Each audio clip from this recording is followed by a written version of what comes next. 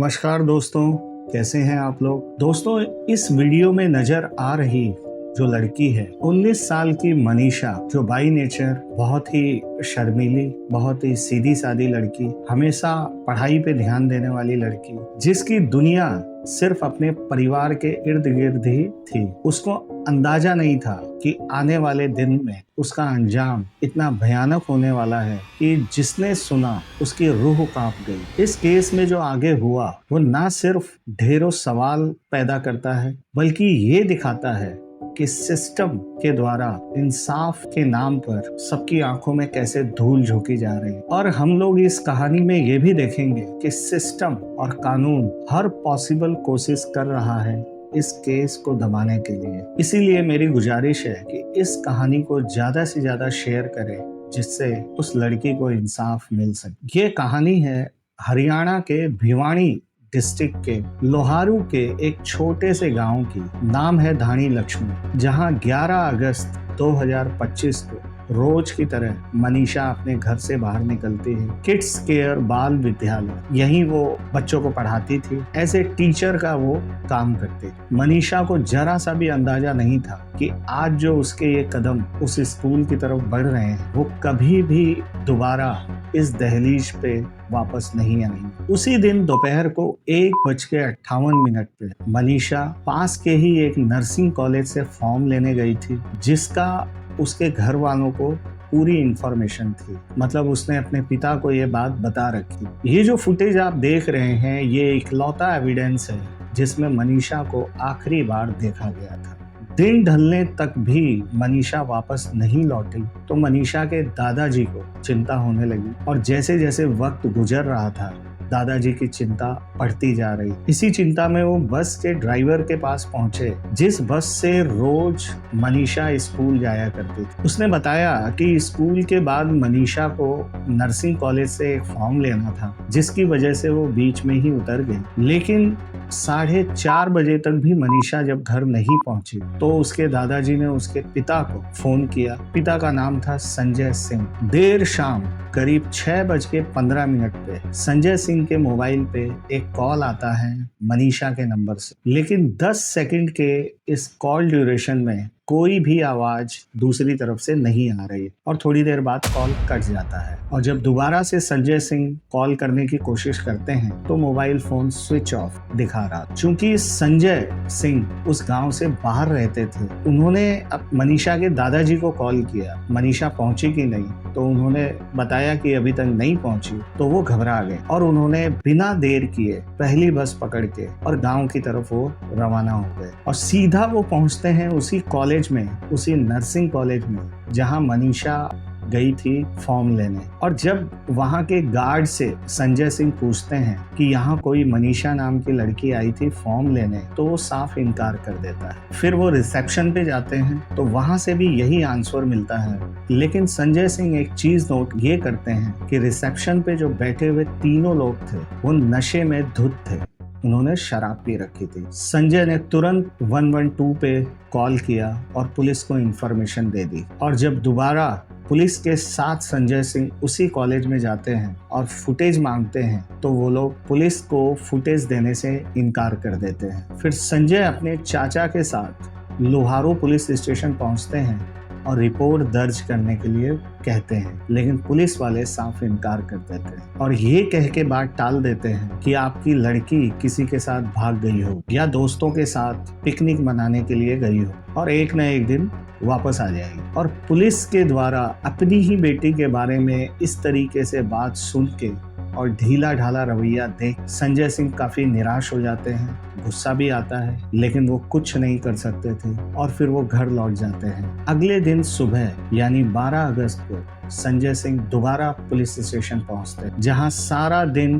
बहानेबाजी के बाद फाइनली शाम को 5:30 बजे उनकी रिपोर्ट दर्ज की जाती है शकुंतला देवी के द्वारा, जो कि वहां की एएसआई थी। अब एएसआई शकुंतला देवी संजय सिंह के साथ उस कॉलेज में दोबारा जाती हैं जांच के लिए और फुटेज मांगती हैं, लेकिन दोबारा वहां के जो कर्मचारी हैं वो लोग इनकार कर देते हैं और पुलिस वहां से वापस लौट आती है।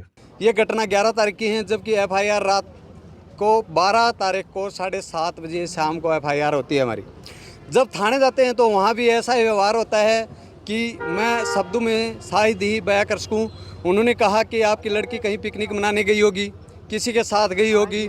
और पुलिस मनीषा की जो लास्ट लोकेशन है मोबाइल के अनुसार वो भी ट्रेस करना जरूरी नहीं समझते। तो आप देख सकते हैं, आप समझ सकते हैं कि किस तरह की ये इन्वेस्टिगेशन चल रही है। अगले दिन यानी 13 अगस्त को शकुंतला जो ASI है उनका कॉल संजय सिंह पे जाता है और वो बताती हैं कि आइडियल कॉलेज, यही कॉलेज के 1 किलोमीटर दूर नहर के पास किसी लड़की की डेड बॉडी मिली है, तो शिनाख्त के लिए आ जाइए। ये बात सुन के संजय सिंह के मन में बहुत सारी आशंकाएं, डर और घबराहट लाजमी था और कुछ ही देर में संजय सिंह वहां डेड बॉडी की शिनाख्त के लिए पहुंच जाते हैं। बॉडी देखते ही मानो संजय सिंह की दुनिया ही उजड़ गई। उनके सामने ही उनकी बेटी मनीषा की लाश पड़ी। मनीषा की बॉडी खेत में पड़ी थी और उसका चेहरा बुरी तरीके से डिकम्पोज हो चुका था। देखने से लग रहा था कि उसके चेहरे पे एसिड डाला हुआ है। मनीषा की दोनों आंखें गायब थी और चेहरा इस तरीके से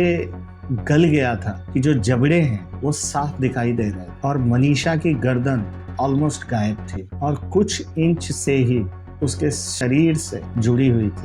और पीछे जो गर्दन है, गर्दन की 2 इंच की जो अपनी खाल है वो लटकी हुई थी। गर्दन बॉडी से बिल्कुल अलग थी। दूसरी बात, उसका जो पूरा जो फेस का जो मांस है वो बिल्कुल खत्म था। ओनली उसका बहन का जो जबड़ा था वो जबड़ा दिखाई दे रहा था। मनीषा की मौत की खबर आग की तरह आसपास के गांव, फिर आसपास के शहरों में फैलती गई। जिसने भी मनीषा की बॉडी देखी उसके मन में यही सवाल था कि मनीषा की हालत का जिम्मेदार कौन है और कौन है जो इस हैवानियत को अंजाम दे गया। अब जितने लोग ये बातें सुन रहे थे उतने लोगों में गुस्सा बढ़ता जा रहा और बड़ी तादाद में भीड़ इकट्ठी होती जा रही। गुस्साई भीड़ को देखते हुए आनंद फानंद में तुरंत पुलिस ने बॉडी को पोस्टमार्टम के लिए भिवानी के जनरल हॉस्पिटल में भिजवाया। लोगों में गुस्सा इस वजह से भी था कि अगर पुलिस ने शुरुआती जांच की होती, ढीला ढाला रवैया नहीं दिखाया हो, तो शायद मनीषा की जान बच सकती। इसी बीच काफी तादाद में लोग धरने पे भी बैठ गए और धरने पे बैठे लोगों की मांग सिर्फ इतनी थी कि हम लोग इस धरने से तभी उठेंगे जब तक कि मनीषा को इंसाफ नहीं मिल जाता। कल के बाद तो किसी से डिसीजन नहीं हुई है। यहाँ कब तक बैठेंगे भैया आप? यहाँ जब तक बैठेंगे जी, जब तक हमारी बेटी को निष्पक्ष न्याय नहीं मिल जाएगा तब तक बैठेंगे। धरने पे बैठे लोगों का एक ही नारा था कि जब तक मनीषा को इंसाफ नहीं मिल जाता वो अंत तक इसी धरने पे बैठे रहेंगे और उनकी मांग ये भी थी कि जल्द से जल्द कातिलों को पकड़ा जाए। लेकिन मनीषा की जो पोस्टमार्टम रिपोर्ट आई उसके लिए ना तो हरियाणा के लोग, ना ही धरने पे बैठे हुए लोग, मनीषा का परिवार उस पोस्टमार्टम के लिए तैयार नहीं था। इनफैक्ट इससे तो इस केस की पूरी तस्वीर ही बदल गई, क्योंकि जिसने भी ये डेड बॉडी देखी थी उसके हिसाब से जो लोग अंदाज लगा रहे कि मनीषा के साथ पहले हुआ है और फिर उसकी निर्मम हत्या कर दी गई। लेकिन 14 अगस्त को जो पोस्टमार्टम रिपोर्ट आई उसके हिसाब से मनीषा की किडनी और इंटेस्टाइन में ऑर्गेनोफॉस्फोरस जो कि एक इंसेक्टिसाइड होता है पाया गया और रेप के एंगल को पूरी तरीके से नकार दिया गया, ये कहते हुए कि कोई भी सीमन ना ही उसके कपड़ों में और ना ही बॉडी में बरामद हुआ। पोस्टमार्टम की रिपोर्ट के बाद पुलिस इस नतीजे पे आती है कि ना तो मनीषा का हुआ है और ना ही उसकी हत्या हुई है। इसके बाद मनीषा के परिवार और पूरे राज्य के लोगों का गुस्सा फूटना तय था। इसीलिए इस केस में लीपापोती करते हुए हरियाणा सरकार ने कुछ पुलिस वालों का ट्रांसफर कर दिया, कुछ को सस्पेंड भी कर दिया और बात ज्यादा ना फैले इसलिए इंटरनेट को भी बंद कर दिया और दूसरी बार पोस्टमार्टम करने के लिए बॉडी को PGI में भिजवा दिया गया। बट यहाँ की रिपोर्ट तो बिल्कुल डिफरेंट निकली। PGI medical superintendent doctor Kundal Mittal, उन्होंने बताया कि जो गले में कटने का निशान है, मतलब पूरा गला कटा हुआ था, वो किसी जानवर के हमले के निशान, और साथ ही उन्होंने ये बात वापस दोहरा दी कि नहीं हुआ है क्योंकि बॉडी और कपड़ों में कोई सीमन नहीं मिला और चेहरे जो कि चेहरा पूरी तरीके से खराब हो गया, उसके बारे में ये डॉक्टर साहब कहते हैं कि ये जानवरों का काम है और जानवरों ने ऐसा किया। देखिए, पोस्टमार्टम इसका भिवानी में भी हुआ था, यहाँ भी पोस्टमार्टम के लिए आई थी। जो टेस्ट लिए गए, जो किए गए, जो विसरा हमने भेजी थी उसमें पॉइजन आया है। डाउट क्रिएट किया गया था भाई इसके साथ सेक्सुअल असॉल्ट हुआ हो या कुछ हुआ हो, तो उसकी रिपोर्ट आई है। सीमेन वगैरह कुछ नहीं मिला, कोई ऐसा नहीं मिला। कोई तेजाब चेहरे पर डाला गया हो ऐसा था, बाल भेजे गए थे, उसकी रिपोर्ट भी आई है, उसमें भी कोई ऐसा चीज नहीं मिली केमिकल्स की। जब ये पोस्टमार्टम डिटेल्स मनीषा के घर वालों तक पहुंची तो उन्होंने अंतिम संस्कार करने के लिए साफ मना की और मांग की कि जब तक कातिलों का पता नहीं चलेगा वो लोग अंतिम संस्कार नहीं करेंगे। अब 18 अगस्त को पुलिस अचानक से प्रकट होती है और एक नया क्लेम करती है और बताती है कि उन्हें मनीषा का लिखा हुआ एक नोट मिला है। अब सवाल ये है कि बॉडी मिलने के इतने दिन के बाद पुलिस को ये नोट कहां से मिला, और अगर ये नोट बॉडी के पास था तो फिर इतने दिनों के बाद उसे पेश क्यों किया गया। अब यहाँ जनता और परिवार को ये लग रहा था कि शायद इस कत्ल के पीछे, इस घिनौनी वारदात के पीछे किसी बहुत बड़े शख्स का हाथ है और उसे कवर अप किया जा रहा है, उसे बचाने की कोशिश हो रही, क्योंकि तरह तरह के हथकंडे अपनाए जा रहे थे इस इंसाफ की आवाज को दबाने के लिए। कुछ एक मीडिया रिपोर्ट्स में ये चल रहा है कि डेड बॉडी में बॉडी पार्ट्स कुछ गायब थे, वो गलत है। जो आपके पास जो रिपोर्ट आई है वो सेकंड पोस्टमार्टम रिपोर्ट की आई है। फर्स्ट पोस्टमार्टम होने के बाद बॉडी पार्ट्स जो इंक्लूड है stomach, intestine, large intestine, small intestine, kidney, ये सारे पार्ट्स वो निकाल के विसरा बोलते हैं उसको एफएसएल भेजा गया। एक दिन बाद वहां के सीएम का ट्वीट आता है और वो ये बताते हैं कि ये केस हम सीबीआई को ट्रांसफर कर रहे हैं। परसों रात जैसा कि आप जानते हैं वो परिवार की तरफ से एक मांग प्राप्त हुई कि इस केस की इन्वेस्टिगेशन को सीबीआई को दे दिया जाए। तो परसों रात को ये पहली मर्तबा ये डिमांड आई, जिसको तुरंत सीएम साहब ने उसको माना और ट्वीट भी किया। बट अगर सच माना जाए तो मनीषा के केस में शुरू से ही इन्वेस्टिगेशन और पोस्टमार्टम रिपोर्ट में इतनी ज़्यादा धांधली हुई, इतने ज़्यादा मिसमैच हुए कि आगे ये केस अगर सीबीआई को भी चला जाए तो वो क्या ही कर ले, क्योंकि पुलिस ने एक्चुअली इन्वेस्टिगेशन के नाम पे कुछ किया ही नहीं था। और तो और समय रहते अगर वो सीसीटीवी फुटेज अगर खंगाल लेते तो शायद मनीषा की असलियत का पता वहीं लग जाता। और तो और उन्होंने क्राइम सीन को भी प्रिजर्व नहीं किया था। इनफैक्ट ना तो मनीषा का जो फोन था वो ढूंढने की कोशिश की गई, ना वो मिला, और ना ही उसका लास्ट लोकेशन चेक किया गया, जो कि पुलिस इन्वेस्टिगेशन का ये बेसिक रूल और बेसिक स्टेप है। बॉडी की कंडीशन देख के साफ लग रहा था कि जो मृतका है मनीषा, उसकी पहचान छुपाने की कोशिश की जा रही थी, क्योंकि गर्दन से ही पता चल सकता था कि उसकी मौत गला घोटने से हुई है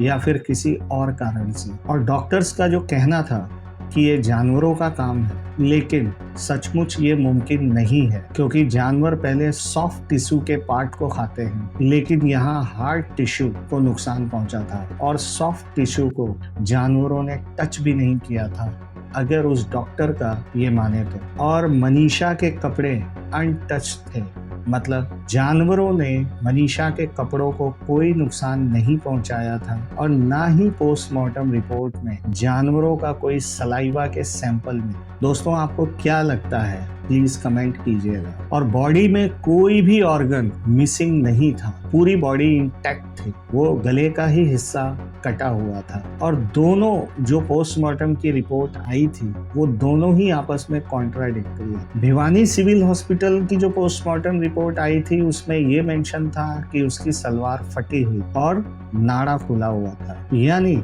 रिपोर्ट के अनुसार स्ट्रगल के पूरे निशान थे, मतलब मनीषा ने खुद को बचाने की कोशिश की। ये पहली पोस्टमार्टम रिपोर्ट के हिसाब। और सरप्राइजिंगली मनीषा के दोनों घुटनों पे चोट के निशान थे, लेकिन सलवार का उस जगह, घुटनों की जगह बिल्कुल साफ था, क्योंकि अगर चोट के दौरान अगर सलवार उस जगह पे होती तो सलवार भी फटती, यानी सलवार डेथ के बाद पहनाई गई या फिर डेथ से पहले उतारी गई। यहाँ सवाल ये भी है कि क्या कोई लड़की सलवार उतार के खुद ही किसी खेत पे लेट जाएगी जहां आम लोगों का आना जाना लगा रहता है। और सरप्राइजिंगली रेप के एंगल को सिर्फ इसलिए नकार दिया गया क्योंकि सीमन का कोई भी सैंपल नहीं मिला। लेकिन सुप्रीम कोर्ट के हिसाब से non presence of semen is immaterial, यानी सीमन के मिलने या ना मिलने से कोई फर्क नहीं पड़ता।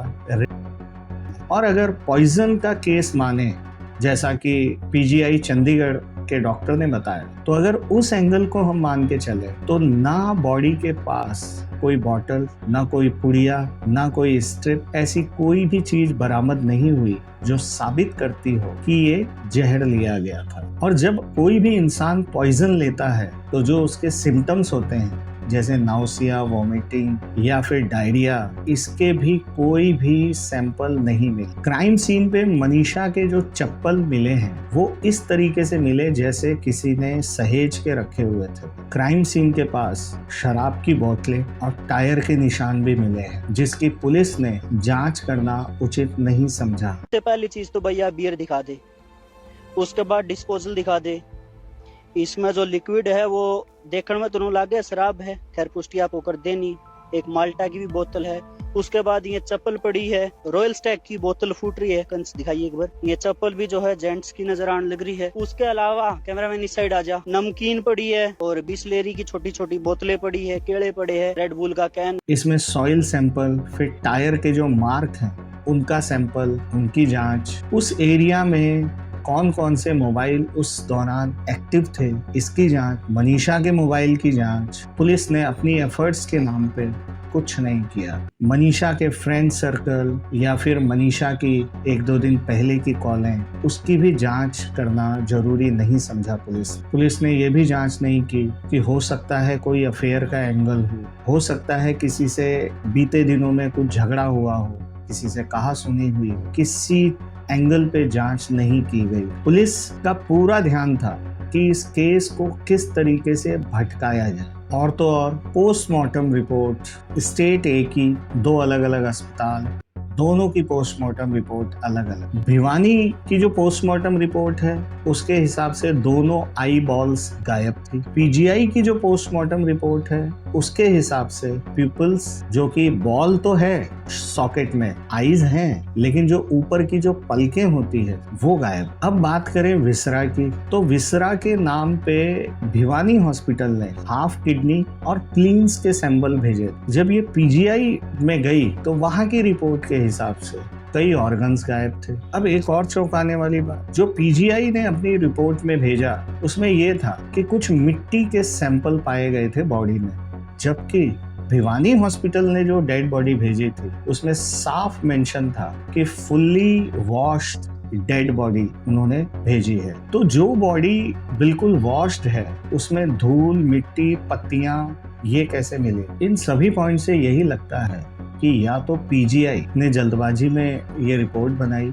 या फिर कहानी कुछ और है। और जब लोगों ने धरना प्रदर्शन किया तो सहानुभूति के नाम पे फिर दूसरी बार पोस्टमार्टम कराया गया, फिर ये केस सीबीआई को सौंप दिया गया, जिससे लोगों को लगे कि जांच निष्पक्ष हो रही है। अगर साइंटिफिक तरीके से देखें जो डेथ का टाइम है जो पोस्टमार्टम रिपोर्ट में मेंशन था, तो 2 से 3 घंटे में वहां की जो आसपास की मक्खियां हैं वो डेड बॉडी पे अंडे दे देती हैं। जो पोस्टमार्टम की रिपोर्ट के अनुसार मनीषा की बॉडी पे मिले भी, लेकिन जब डेथ को 24 घंटे से ऊपर हो जाते हैं तो बॉडी में मैगेट्स पड़ जाते हैं। पोस्टमार्टम के वक्त मनीषा की बॉडी पे ये मैगेट्स नहीं पाए गए। मतलब मनीषा का जो पहला पोस्टमार्टम हुआ वो 24 घंटे के भीतर हुआ था, बट रिपोर्ट के अनुसार मनीषा की जो डेथ है वो 2-3 दिन पहले हो चुकी थी। इससे ये जाहिर होता है कि मनीषा की मौत और पोस्टमार्टम के बीच में 24 घंटे के से कम का फासला था। पहला पोस्टमार्टम 14 अगस्त शाम को 7 बजे हुआ, यानी डेथ 13 अगस्त को शाम को 7 बजे के बाद हुई। ये प्रिजम्पशन है, अनुमान है, लेकिन साइंटिफिक तरीके को इस तरीके से इग्नोर नहीं किया जा सकता। इस केस में जितने भी एंगल दिए गए, जितने भी रिपोर्ट्स बनाई गई, सब खोखले। बाकी आप लोग डिसाइड कीजिए। और वो जो नोट मिला जो पुलिस बता रही थी, वो नोट भी 2-3 दिन के बाद मिला। उस नोट को देखने से ऐसा लगता है कि वो बहुत सोच समझ के उसकी जो वर्ड है वो लिखा जा रहा है। लेकिन जब कोई भी शख्स अगर खुदकुशी करता है तो उसकी मनोस्थिति अलग होती है और उसकी हैंडराइटिंग थोड़ी सी बदल जाती है। और ना ही कुछ ऐसे इंटेंशन को कभी भी जाहिर किया था मनीषा ने। और कुछ साइंटिस्ट ये भी बोलते हैं कि जो पेस्टिसाइड खेतों में डाला जाता है, अगर वहां पे कोई भी ट्यूबवेल लगा हो और अगर कोई ट्यूबवेल का पानी पीता है तो बहुत माइनर ट्रेसेस उसके बॉडी में मिल सकते हैं ड्यूरिंग ब्लड रिपोर्ट। तो ऐसा हो सकता है, लेकिन इसका मतलब ये नहीं कि मनीषा ने कंज्यूम किया था, जहर लिया था, क्योंकि जो ट्रेसेस पाए गए थे और ट्रेसेस में आदमी मरता नहीं है। और तो और इस झूठ को आगे अच्छे से बताने के लिए पुलिस वालों ने इसका बिल भी प्रोड्यूस किया इस जहर का कि मनीषा ने ये खरीदा है। दोस्तों, आप लोग तय कीजिए कि अगर कोई भी इंसान खुदकुशी करने जा रहा है और वो जहर खरीदता है तो क्या उसका बिल भी लेता है? तो दोस्तों, ये पूरी इन्वेस्टिगेशन दिखाती है कि इस केस में क्या लूप होल है। बाकी आप लोग तय कीजिए। अगर कोई आपके कमेंट है तो प्लीज कीजिए। और दोस्तों, आज की इन्वेस्टिगेशन, आज की ये स्टोरी इतनी ही। आगे इस स्टोरी में अगर कुछ आगे अपडेट आता है तो मैं ज़रूर लेके आऊँगा। तब तक अपना ध्यान रखें। चैनल को सब्सक्राइब नहीं किया तो प्लीज़ सब्सक्राइब कीजिए, हमें सपोर्ट कीजिए। अपना ध्यान रखिए। नमस्कार।